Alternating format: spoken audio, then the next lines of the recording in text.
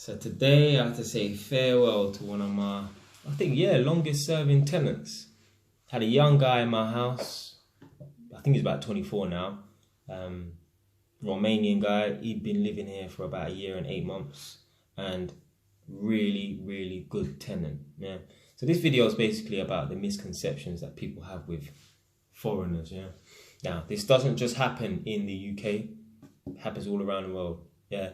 You know, in the US, a lot of the Americans, they don't like Mexican people, yeah, because they feel like they come in and they take their jobs and they work for less. Yeah. So I'm going to talk about that in a bit, about the kind of the employment thing and the workplace.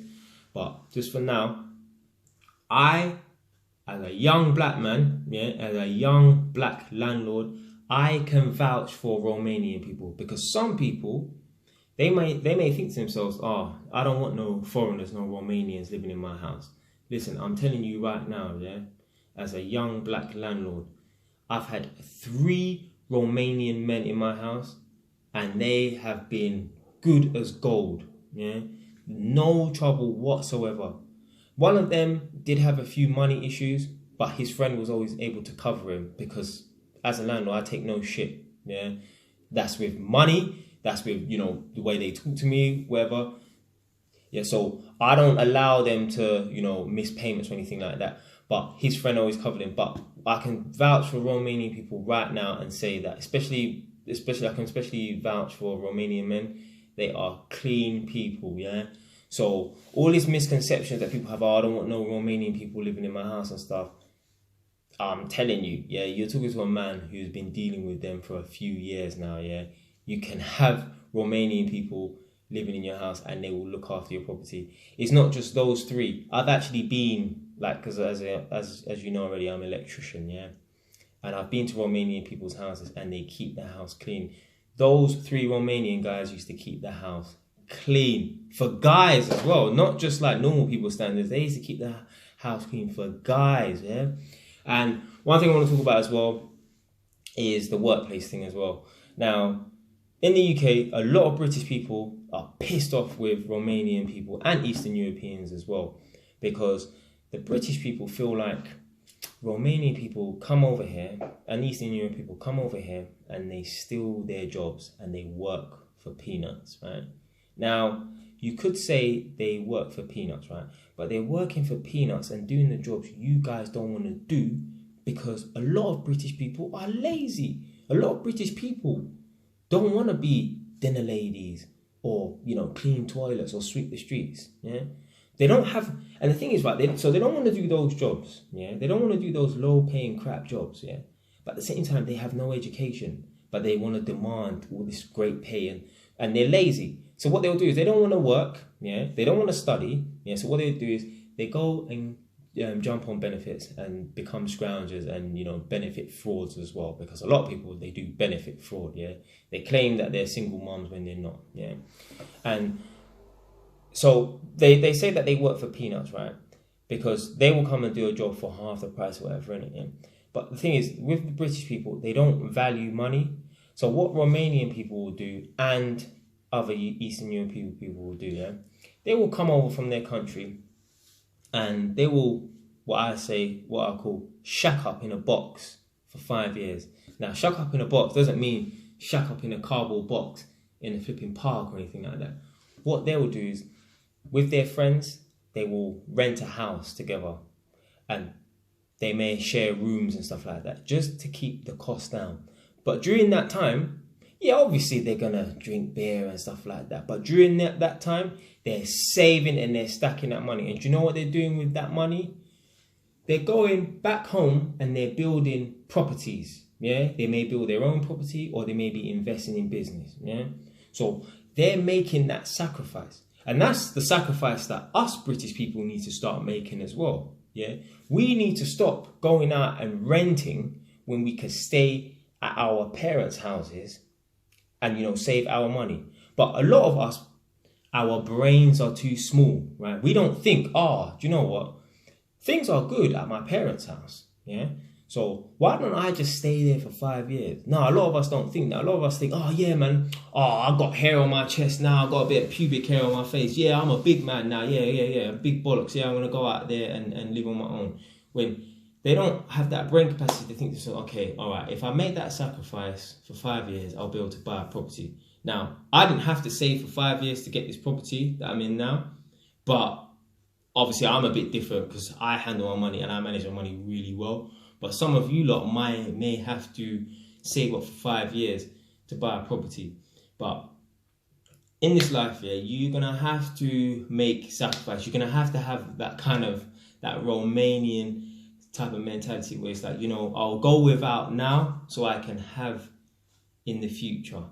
Yeah. A lot of British people as well in the workplace, they're pissed off with Romanians because they feel like, again, I said, you know, they work for peanuts or whatever, innit? But they're such workaholics because that's what they're here for. Yeah, that's what the Eastern Europeans. This is what the British people don't understand. Yeah, the Eastern European people and Africans and stuff, but we're talking about Eastern Europeans right now. They are here to work. They're not here to mess around. They're here to work. And I remember once when I was on a construction site, because I feel sorry for Romanian people. A lot of them get on construction sites.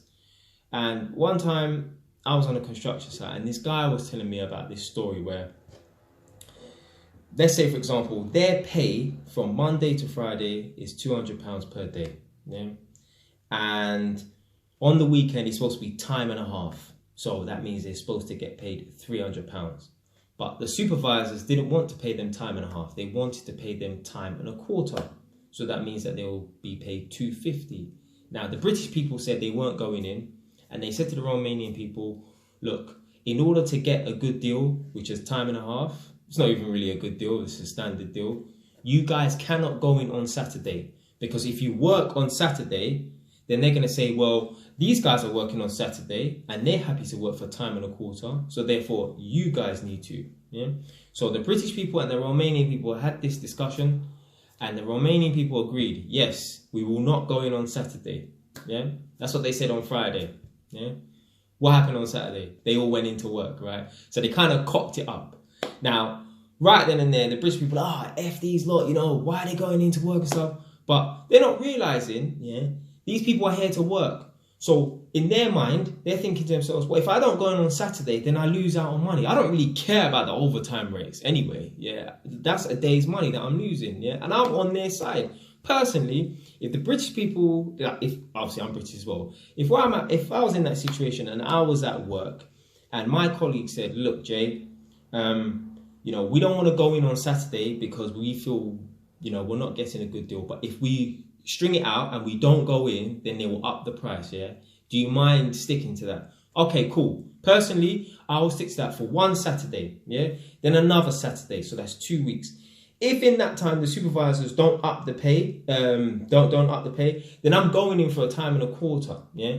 I'm not here to mess around, yeah? Listen, I'm the type of person, I'm like Romanian people, I'm a workaholic, yeah? I'll work every single day, yeah? 7 days a week, no problem. I would do that for 3 months straight. You have to kind of like get into that mind frame where it's like, you know, you need to think about sacrificing all that fun, all that free time and stuff for the future. Yeah, because you lot can mess around and go out and party and stuff like that. Yeah, do all that when you're 20 and stuff, but you won't have nothing when you're 30. Whilst you're in your 20s, or even if you're in your 30s now, right, you need to make that sacrifice so that you can have something in the future. If you spend all your time partying and stuff like that, or after work you're just relaxing watching Love and Hip Hop or Love Island or Housewives of New York, you're not going to make anything of your life. And then you're going to look back after 10 years' time and think, why have I not got this? Why have I not got that? How come Jay Wise has got a 3-bed property and a studio flat in Egypt? It's because, you know, I made that sacrifice. I decided, you know what, I'll stay at my mum's house and I'll save my money so that I can buy a property here, buy a property in another country. Yeah? It's not a coincidence that I've got all of this, you know, got these 2 properties, yeah? Because I'm willing to make that sacrifice. I'm willing to go without now so I can have in the future. Right. State wise.